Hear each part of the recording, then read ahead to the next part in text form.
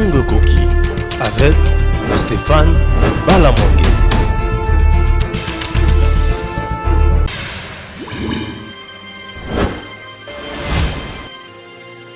Abonnez-vous sur Eden TV officiel. Merci à vous tous qui nous suivez de partout, chers compatriotes. Bienvenue dans votre magazine Tango Koki. Tango Koki, Mkololelo Bandeko Balandi.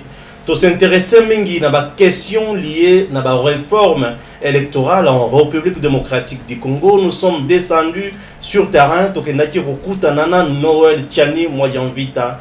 Docteur, bien sûr, Moko est économiste et Maële Namboka Nabiso. Alors, docteur Noël Tiani Azalaki, candidat président de la République démocratique du Congo en 2018.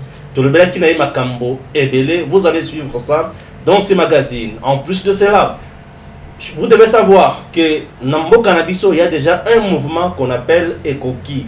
Ce mouvement a vu lieu, a vu jour plutôt, il y a 2-3 jours passés, Namboka Nabiso, puisqu'il y a eu sortie officielle, il y a association Oyo Ekoki. Alors, Nakatia Ekoki et Zali, na ba structure ebele oyo ezakuna ba personnalité bazali ebele action esalemaki na Kinshasa bato bazalaki ebele tomonaki Marie José Ifoku azalaki wana pesaki message tomonaki conseiller chef de l'État a pesaki message en matière bien sûr de violence faite à la femme pe ministre ya oyo azali na devoir soit na droit na kati ya secteur oyo azalaki wana pe pesaki message na ye. Sur ce plateau, nous allons bien sûr analyser ou commenter l'événement du jour avec Marilou Bebira bien sûr Bokola oyo tozana ye na kati ya émission Nabiso.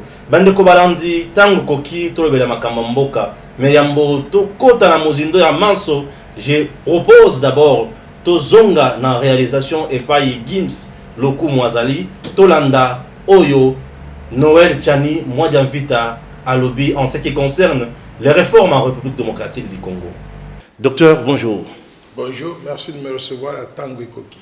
Merci. Docteur, vous allez bien, j'espère. Je me porte à merveille. Très bien. Rentrée parlementaire. Alors, une session de tous les enjeux, réforme électorale. Ça vous fait penser à quoi d'abord?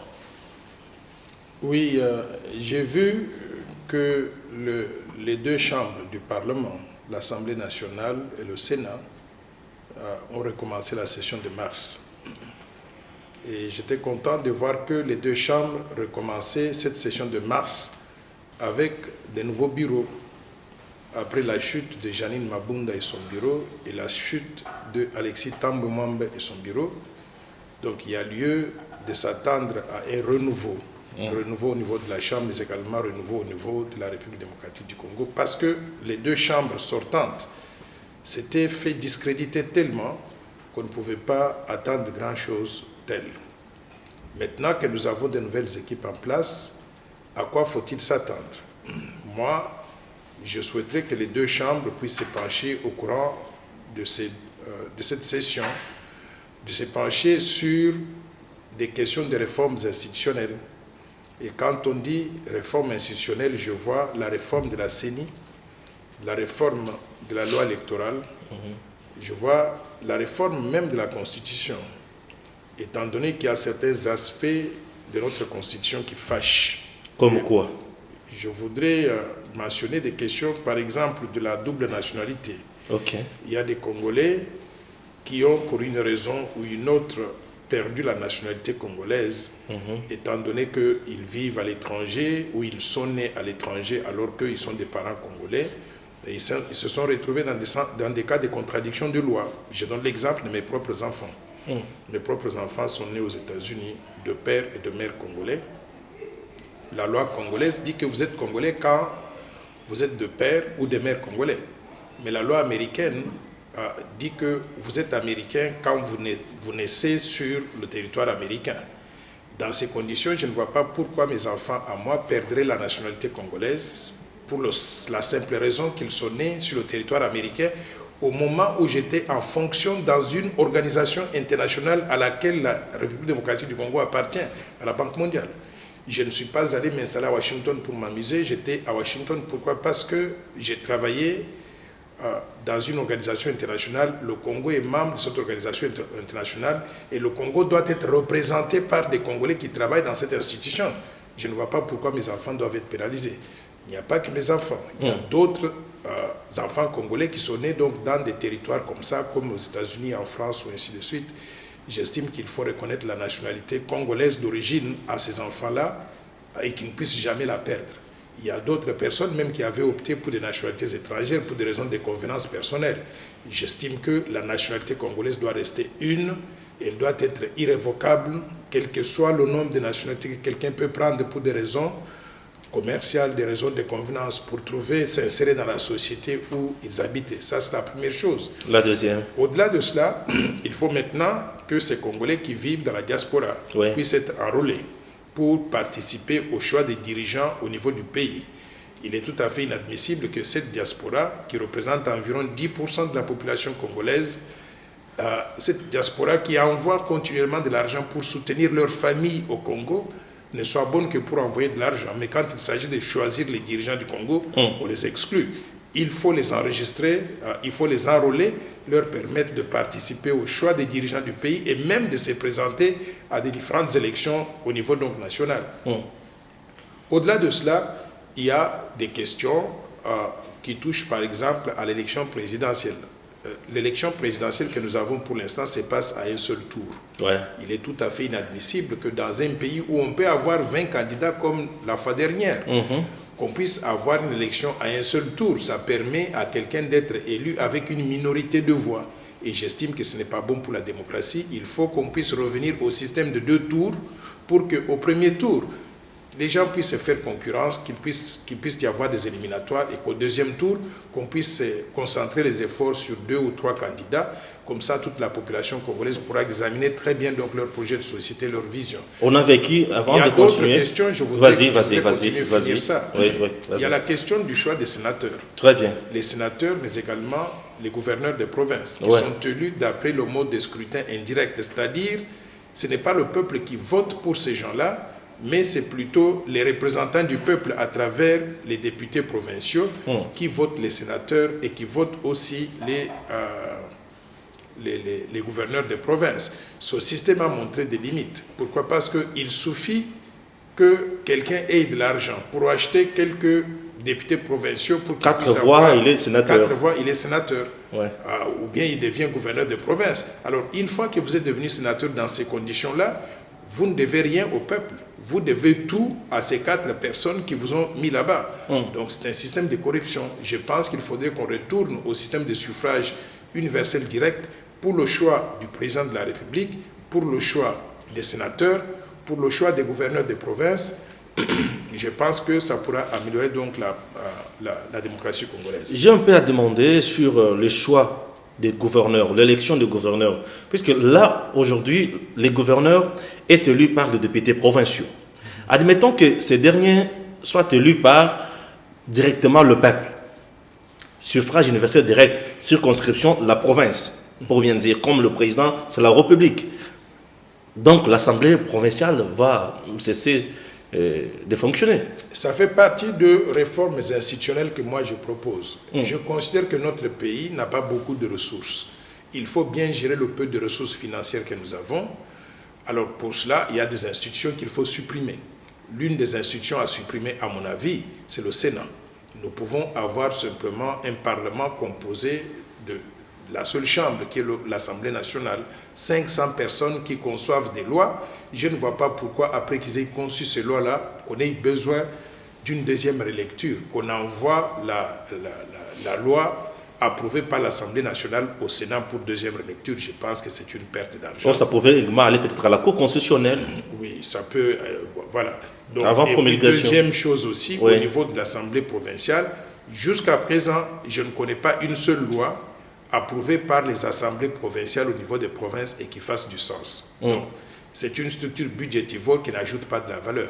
Moi, je pense que les lois peuvent être adoptées au niveau de l'Assemblée nationale à Kinshasa et ces lois vont s'appliquer à tout le monde sur l'ensemble du territoire national sans qu'on ait besoin d'avoir... Et qui va sanctionner à ce moment-là les gouverneurs? Maintenant, en ce qui concerne les organes de contrôle. Voilà. Nous avons des organes de contrôle qui sont en place et qui peuvent être mandatés de faire ce travail-là de contrôle de comment les provinces sont gérées et même de les sanctionner. Ces organes de contrôle sont lesquels?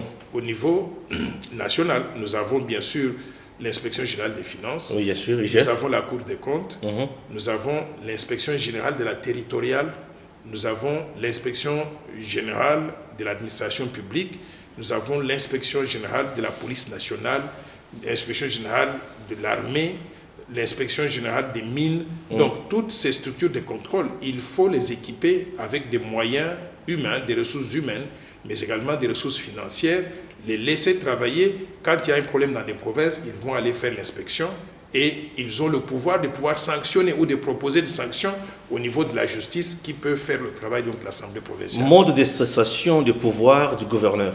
Ça va poser en cas de mégestion, cessation du pouvoir du gouverneur en cas de mégestion. En cas de mégestion, s'il a été trouvé, par exemple, qui sera son coupable, autorité? S'il a été trouvé coupable de mégestion et en ce moment-là, il est mis à la disposition de la justice. La justice donc va le suspendre ou bien va le démettre. Mais également, les gouverneurs sont sous l'autorité directe du ministère de l'Intérieur. Donc, bien que représentant le chef de l'État donc dans les provinces, en cas de mégestion, c'est comme on a dit l'inspection générale des finances, l'inspection générale de la territoriale, on va constater donc la mégestion, on va les mettre à la disposition de la justice qui va les démettre. Très bien. Donc je pense qu'on n'a pas besoin nécessairement d'avoir des assemblées provinciales. Merci. Allons au niveau de la CENI. Il y a à revoir là aussi? Tout est à revoir au niveau de la CENI. Tout le monde le sait très bien, on a eu des élections chaotiques en 2018. On a des députés nationaux qui ont été nommés et non pas élus. Et à cause de ce système-là, nous nous sommes retrouvés avec une Assemblée nationale qui ne reflétait pas la volonté populaire. Donc je souhaiterais qu'il y ait des réformes pour déjà simplifier les choses. Nous avons des systèmes, ce qu'on appelle donc des seuils. Ces seuils-là, moi je ne comprends pas ce système jusqu'à présent. Je pense supprimer tout ça, faire un système de suffrage universel direct, où les députés sont votés par autant de personnes. Si vous êtes sorti avant tous les autres, vous êtes député.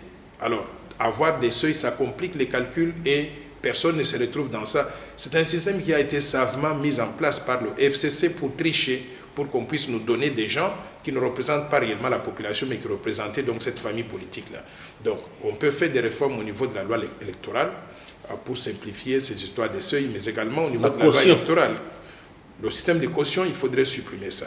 Moi, je trouve que c'est malhonnête dans un pays comme la RDC, où il y a des gens pauvres, où on demande à quelqu'un comme moi, qui veut servir mon pays, on me demande 100 000 $ et ils prennent ces 100 000 $ là, ils vont se pavaner avec, je ne sais pas qui a pris ça, et on nous laisse donc à la touche. Je trouve juste que c'est malhonnête. Imaginez maintenant lorsque quelqu'un arrive à gagner l'élection. Il a dépensé 100 000 $. Vous savez, la tentation de beaucoup de personnes, 100 000 $ pour la caution, c'est de pouvoir se remplir les poches. En dehors de la campagne. C'est comme un investissement qu'on a fait et on s'attend à ce qu'il y ait return on investment. Donc, c'est-à-dire, on puisse rentabiliser les investissements qu'on a fait. Très bien. Moi, je pense que ce n'est pas du tout correct, ce n'est pas démocratique. Je veux qu'on supprime donc les cautions, mais qu'on puisse trouver d'autres critères pour éliminer les gens, pour qu'il n'y ait pas trop de candidats. Par exemple, je considère qu'on peut exiger un niveau d'études minimum. En ayant un niveau d'études minimum pour être candidat à tel poste, on élimine beaucoup de personnes. En ayant une exigence donc, au niveau de l'expérience professionnelle, un certain niveau d'expérience professionnelle au niveau de nombre d'années, on peut éliminer beaucoup de personnes. Donc, et il y a d'autres critères qu'on peut ajouter, qu'on peut concevoir pour éliminer des gens, mais qu'on ne puisse pas en quelque sorte marchander les candidatures avec de l'argent, parce que ce n'est pas nécessairement la personne qui a l'argent qui a de bonnes idées pour gérer le pays. Donc il faudrait qu'on puisse faire ces simplifications-là. Au niveau de la loi électorale toujours, je pense qu'il faudrait qu'on puisse tenir compte de ces questions donc, de recensement. Mais en qualité de quoi on arrive à déterminer que par exemple telle localité est plus importante que l'autre si on ne connaît pas la population donc, du pays.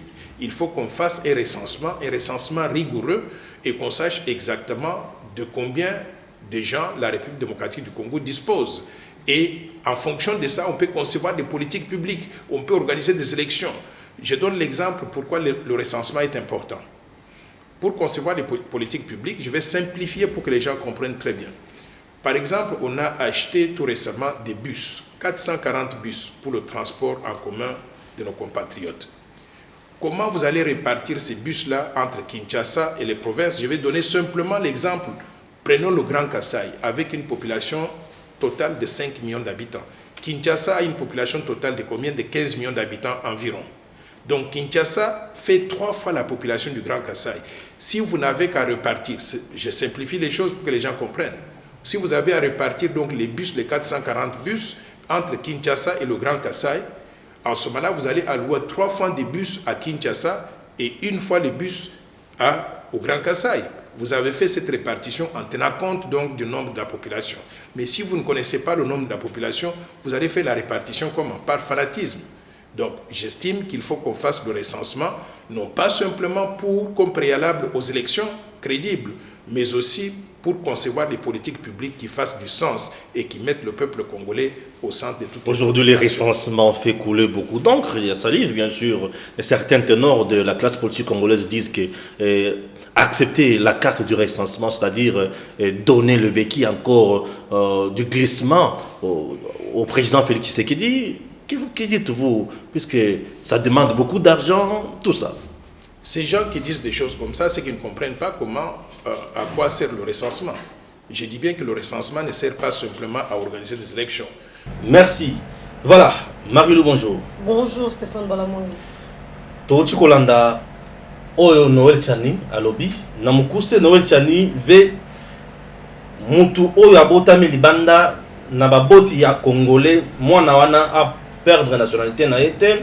Alingi élection, il y a des députés provinciaux et dans la liste souté, mais si premier liste sous assemblée provinciale, gouverneur Azala élu au suffrage universel direct sur le plan provincial, alors mettre garde-fou pemei naye o union sekouta na kati ya muibi ba ko sanctionner et consort. Comment on trouver Makanisi à Noël Tchani Modjanvita? En fait, déjà, il faudrait qu'on loue, c'est une tête pensante, qu'on réfléchisse sur les questions de réforme, il faut aux amoutou et aux salles. Je loue, je comprends tout simplement parce que Azala, candidat président de la République, il a qu'est-ce qu'Azala la vision au André Koye Lango pour Kambam et le Congo, et qu'on diriger, qu'on représenter les citoyens congolais. Par rapport à la première réflexion quant à la nationalité, personnellement, je trouve ça normal. Et pour éviter que nous soyons rebelles au sommet de l'État. L'article 10 de la Constitution est clair, la nationalité congolaise est une et exclusive. Mais nous avons eu au sommet de l'État de personnes, des autorités à double nationalité. C'est une violation grave de la Constitution. Je n'aimerais pas pointer du doigt mais haute autorité dans Mboka na biso, ils sont sénateurs, ils sont ministres, ils ont été d'ailleurs quand je dis sénateurs, ils ont été 2 fois présidents de la chambre haute. Il y a Sénat, ils sont députés, ils sont bourgmestres, ils sont gouverneurs. Ce sont des autorités basées à double nationalité. Alors une telle proposition, moi je pense, partant du droit comparé, comparé avec les États-Unis d'Amérique, il n'a pas tort. Puisqu'il n'est pas le premier, même le député Daniel Mbaou a proposé à démontrer les avantages, les avantages à une proportion élevée par rapport à risque qui a minimisé. Donc moi je pense que sur ce point, Noël Tchani a raison et qu'on évite cette rébellion par rapport à la nationalité. Mais quant aux réformes électorales, je suis tout à fait d'accord qu'il y ait des réformes à niveau, il y a CENI et puis quant à la loi électorale. Mais dire que supprimer l'Assemblée nationale, moi je trouve que l'Assemblée provinciale, voilà, merci pour la rectification. L'Assemblée provinciale, moi je trouve que c'est trop demandé. Vu le système Yambo Kanabiso, supprimer l'Assemblée provinciale, c'est ignorer le système de décentralisation. Et Rosala, on clavait Bisso davantage. À ne pas oublier que l'Assemblée provinciale a un rôle majeur dans la décentralisation, pour le fonctionnement des entités décentralisées. Alors, si vous supprimer l'Assemblée provinciale, alors, je ne sais pas comment est-ce qu'ils rêvent Non, oui, lorsqu'on supprime l'Assemblée provinciale, c'est-à-dire... On les remplace par quoi? Le gouverneur seront bien sûr contrôlés par la Cour des comptes, par l'UGF et voilà. Non, mais tout simplement, nous avons là, dans une centralisation, nous avons un système décentralisé. Il faut laisser les députés provinciaux. Pourquoi supprimer l'Assemblée provinciale alors que nous sommes dans la décentralisation? Et il veut qu'on supprime le Sénat aussi. Hein. Bon, pour le Sénat, moi j'ai toujours dit qu'on n'est pas obligé d'avoir et la chambre haute et la chambre basse. Parce que le même tranche d'âge qui se trouve au Sénat, la chambre basse. Quelle est la différence? Il y a une question à la poser. Donc, le même tranche d'âge, où ils ont un Sénat, à partir de 33 ans, il y a une assemblée basse. Donc, la chambre haute, la chambre basse, différence c'est un combo. Mais différence on va dire par rapport à âge de sage. Parce que nous avons des députés. Henri Thomas Lokondo, paix à son âme papa, avait l'âge de sénateur. Mais il était encore député. L'actuel président de l'Assemblée nationale, Mbosso, a l'âge d'un sénateur. Il est député. Donc là, sur ce point, nous allons soutenir le président Noël Tchani. Alors par rapport à la seuil électoral Ndengue, le président Noël Tchani a lobby. Personnellement, moi je pense qu'il a parfaitement raison sur ce point. Parfaitement raison, pourquoi? Parce que nous aimerions voir des députés, des personnes choisies par la base. Et non, Oyo, plateforme Bayokani Balobi, puisque tu as eu autant d'essais, tu tiré au sort. Voilà. La population ne vote pas par tirage au sort. La population vote selon ses besoins. La population est élue, siéger. Puisque la population a élu, la population est ponie à la base, a siégé, à représenter. On est représentant quand on a donné mandat. Vous donnez mandat à celui que la population n'a pas donné mandat. Vous s'est décidé, nous donnons mandat à X, alors que la population veut de Stéphane Balamongue. Mais vous prenez le mandat, vous donnez à Gims Lokumu, tout simplement parce que Gims Lokumu est le plus connu, tout simplement parce que vous voulez que Gims Lokumu soit le représentant de la population. Alors que vous avez voulu que ce soit le peuple qui parte au vote. Alors, le système il y a seuil et piétinera la démocratie. Parce que la démocratie dit que la démocratie c'est défini comme le pouvoir du peuple par le peuple et pour le peuple.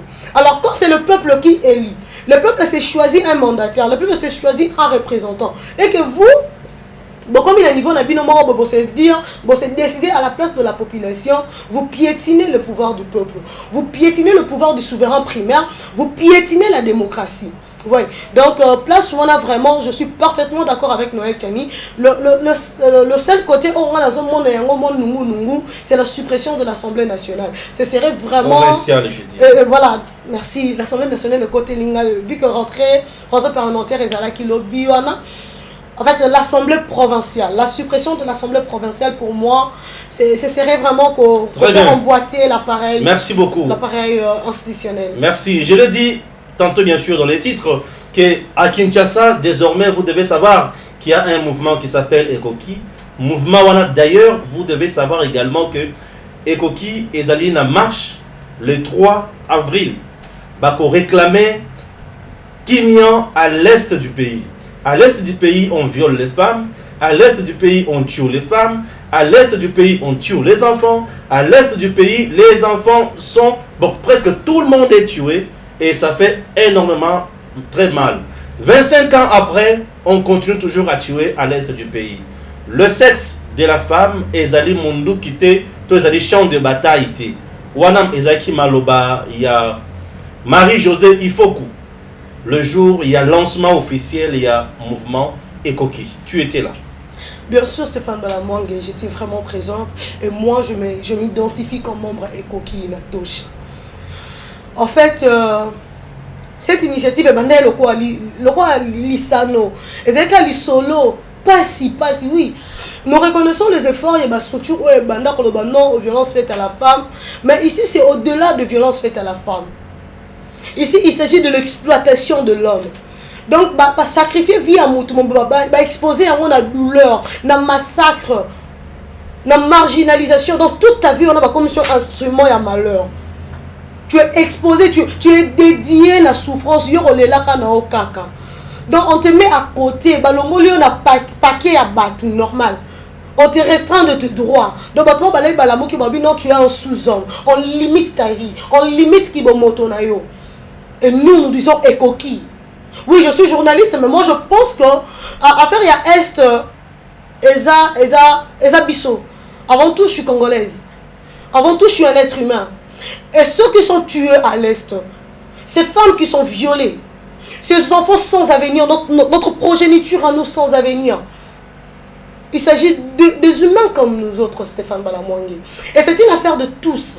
Moi, je salue l'initiative de maman Marie-Josée Ifokou, la présidente de l'ANT, où ici, elle a accepté de se déshabiller de sa casquette politique. Alors, non, il s'agit de citoyens congolais, de êtres humains. Tous ont la casquette politique, tous ont d'abord des êtres humains, tous ont d'abord de Congolais. Alors, militons pour la paix à l'Est de la République démocratique du Congo, Stéphane Balamwangi. Et personnellement, je suis en train de saluer l'engagement politique de la République démocratique du Congo. En la personne de son Excellence, Madame le ministre du Genre, c'est pour la première fois de sentir une autorité politique avec une sincérité de ses cœurs, mais maman Anazakinao. Maman Chantal. Vraiment, je ne sais quoi vous dire. Vous êtes une mère, il faut comprendre que aux autres dirigeants Banyamati, aux autres dirigeants Batou. Si au moins toutes les autorités congolaises comprenez et faisaient les choses comme cette dame ministre. Tu as la complicité. Moi, je me pose toujours une question actuellement. Les silences de la République démocratique du Congo et des autorités et des citoyens congolais ne deviennent pas dangereux pour ce qui se passe à l'Est. Ces silences-là ne font pas de nous des complices. Il y a un massacre et un arts qu'on se battre à l'Est. Il faut briser les silences. Si réellement nous ne sommes pas de complices, si réellement nous ne sommes pas de coupables de ce qui se passe à l'Est, levons-nous, on sort le temps, disons, Ekoki Natosha. Parce que, imaginez un peu, Stéphane Balamwangi, tu as des projets, non? Supposons qu'on a qui a 5 ans, au colis, aux enviés, papa Moroboé, nous prenons encore au Bozani, il y a 5 ans, il n'y avait pas encore le président Mobutu à l'époque. Na pouvoir de l'autorité, on les revient à peine dans la table, président le quoi, papa Mobutu. Du coup, guerre, tous tes rêves la bousillé. Et belé beaucoup fana est à beauté. Mais sous beaucoup famille belle, mais sous beaucoup chaste, les femmes vierges. Ils n'ont pas eu la chance de vivre. Mais sous se violer. Mais oui, non, bah vierge pourquoi? Donc je parle d'abord de la partie de rêve. À Kanakaba, la boye, à Bota, leurs rêves sont brisés. Oh, attends la case de la docteur, on perd de professeurs, de futurs présidents de la République démocratique du Congo. Nous perdons de futurs ministres de la République démocratique du Congo à l'Est. Nous perdons de futurs députés. Autant ça encore qu'on servir mieux que les Kababisoba autres en vie. Tout simplement parce que génocide mort qu'on se battre à l'Est. C'est fan Balamwangi, Likolo ya mort ya mutu mort en italien. Le monde a bougé. Le monde a bougé. Les Italiens. Les lignes se sont décédées. Les Italiens se sont permis, ils ont la nu. Bâti drapeau RDC Batangi comme président Moko. Ils ont cité le nom du président Paul Kagame, le président rwandais. Pour des raisons soi-disant diplomatiques. Mais les Italiens, eux, à cause de l'UA Yamutu Moko, même que ce monsieur-là, qui accompagné un frère congolais. On coûte jusque-là, tu as une place veuve Nayazati. Et personne n'en parle. Personne n'en parle, Stéphane Balamwangi. Mais quand même, les Italiens ont même menacé la République démocratique du Congo. Qui n'a pas eu peur? Qui n'a pas eu peur? Et tout le monde a eu peur que la RDC serait... Et qui n'a pas collé la République démocratique du Congo de mauvaise foi, de négligence, alors que nous ne sommes pas de mauvaise foi? Tout simplement parce qu'il y a eu un seul mot. Un seul monsieur. À cause de la richesse que nous avons, il y a une dame, il y a un mouvement, une dame, il y a ONG. Oui, madame Julienne Lusenge. Lusenge. Oui. Qui a exposé. Ouais, elle a été précise. Et surtout qu'elle est une des victimes également de par sa famille. Pas elle, mais de par sa famille. Batubazo qui n'a bilanga les sous-soutés. Et c'est vrai. Batubazo on a les sous-soutés. Et c'est vrai. Batubazo Zanabiboué les sous-soutés. C'est vrai. Lelo Kei, chef coutumier à Zozanatina Soso à Bobomela Moutou. Tout ça, c'est puisqu'il y a des malfrats qui viennent tuer, égorger, qui viennent faire du mal. Stéphane Balamwangi, tant que nous continuerons à garder le silence, moi je dirais que nous sommes tous complices.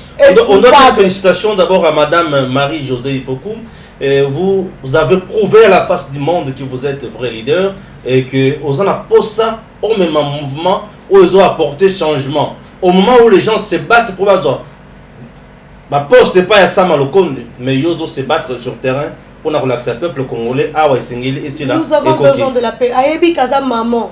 Ouais. Cette femme, Marie-Josée Ifoku, a été candidate présidente de la République. Elle avait une vision pour le pays. Elle a perdu. Elle a perdu parce qu'il y a un président en place, Félix Antoine Tshisekedi Tshilombo. Mais cela ne veut pas dire qu'elle n'est plus congolaise, non. Elle a voulu être présidente de la République parce qu'elle voyait tout ça. Elle voulait apporter une touche. Elle voulait qu'il y ait le changement. Elle a vu le sexe de la femme être marchandé. Le sexe de la femme être transformé en champ de bataille. Quand je dis que le sexe de la femme est marchandé, mais le sexe de la femme est marchandé indépendamment de leur volonté. Comme si on va jouer pour extraire minerai. Comme si on va jouer pour la face du monde qui sont de puissants. Mindou qui n'a pas mieux se braquer dans sexe à moi aussi. Et elle veut la dignité de cette femme, étant aussi une mère, parce qu'elle est la mère de la nation, elle est la maman. Elle a vu qu'il faut agir maintenant. Et voilà, c'est pourquoi nous disons Ekoki. Oui, Ekoki. Na est Ekoki. Ko violer basi na est Ekoki. Ko violer batu. Ekoki et Koboma Ekoki. Ko kata bana mitu, ko kata ba papa mitu Ekoki, nous devons vivre comme des hommes, des êtres humains. Nous avons droit au respect. Nous avons droit au respect. Et ça implique aujourd'hui l'autorité État congolais sur l'étendue du territoire national. Pourquoi? Puisque ce qui État congolais a affirmé autorité n'a été sur étendue du territoire national, vous allez passer. Bakouin et recoin bisika biso. Munguna azana kati ya kosala la terreur et désolation et sengili koyeba kozwela ba stratégie. Ba stratégie ya ba guerre oiseau sala, ba stratégie de sécurité oiseau sala, koluka ko mettre yango en place, ko mettre ba idée, ko sangisa ba force nyonso. Certainement il y a ba multinationales, ezana ba tuebele oza simabilo ko nyonso wana, mais si l'homme congolais arrivait à comprendre, faire la pression également sur les autorités, n'a pas dit que kimia ekoki koya et Makambo Ekoki ko changer Namboka Nabiso. Nous sommes déjà presque à la fin. Qu'est-ce qu'on peut retenir? En fait, moi, je demande à tout Congolais de se conscientiser. Aux aléas bas Congo, Bandundu, Grand Équateur, Grand Katanga, Grand Espace Kivu, de Kisangani, la province orientale, de Kasaï, le Grand Kasaï, on est tous Congolais. Ce qui se passe à l'est de la République démocratique du Congo est un pays moussoussouté. Je conçois mal que on a est bazo koufa, biso na kin tozo fêté. On dit qu'il y a la guerre en l'est. Non, la guerre est en RDC. La RDC est en guerre. Ceux qui sont tués ne sont pas les habitants de l'est, ils sont des Congolais. C'est juste une partie de la République qu'ils occupent. Ils sont des Congolais. Ils sont nos frères, nos soeurs, nos enfants. Cette femme violée est ta mère. Cette femme violée est ta soeur. Cet enfant, baby si à venir, va détruire Vinaye et aussi ton enfant. Tu es son oncle, tu es sa tante, tu es son père, tu es sa mère. Levons-nous aujourd'hui. Peu importe Ekoloyo Ozali, Loba Ekoki, Ifoueni, Biakumbani, Ambokoka, Ekoki, ça suffit, enough is enough. Dans toutes les langues possibles, et nous lançons un message le 4 avril et le 3 avril. Mes excuses. Le 3 avril, nous avons la marche. Nous avons insisté que nous voulons la paix pour la République démocratique du Congo. Nous voulons la dignité pour l'homme congolais. Nous voulons le respect pour la femme congolaise. Boya Ebele. Bisono soto la ta noir parce que nous avons la matanga. Mais bando ya pembe.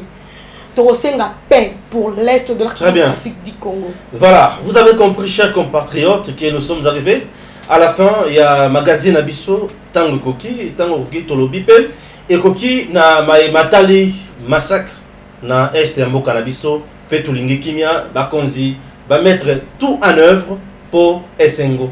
ezala na minoko pe na bilongi ya bana Congo bazana eteni ya mabele ya mboka na biso. À très bientôt.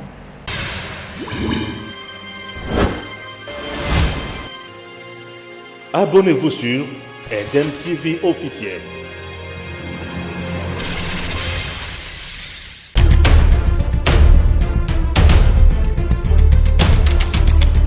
Tango Koki avec Stéphane Balamongue.